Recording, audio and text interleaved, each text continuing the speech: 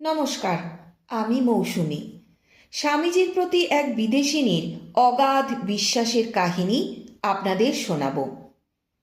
California থেকে San Francisco যাওয়ার কিছু আগে একদিন স্বামীজি বললেন, আমি যেখানে যাই সেখানে একটা কিছু রেখে যাই। আমি যখন সান ফ্রান্সিসকো যাব তখন এই পাইপটা এখানে রেখে যাব।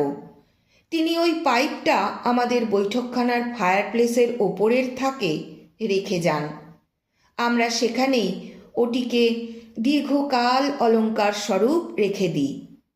তারপর একদিন মিসেস ওয়াইকফ ক্যারি, পরে সিস্টার ললিতা, অ্যালিস হ্যান্সব্রোর বড় বোন, ওই পাইপটি দেখতে পান। কিছুদিন তিনি স্নায়ুর দুর্বলতার জন্য ভুগছিলেন। কোনো দিন তাঁর ব্যাধির যন্ত্রণা অসহনীয় হয়ে উঠত, ফলে তাকে খুব হতাশ করে তুলত।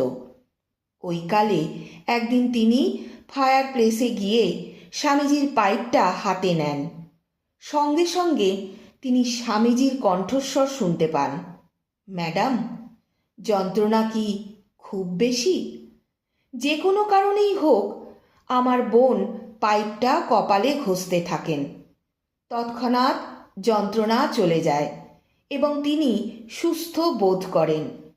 সেই থেকে আমরা ভাবলাম ওই পাইপটা তাঁর এবং সেটি এখনও তাঁর কাছে আছে।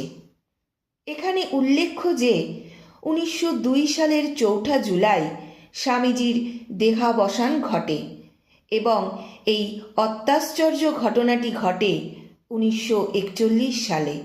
সিস্টার ললিতা মারা যান হলিউড আশ্রমে 1949 সালে।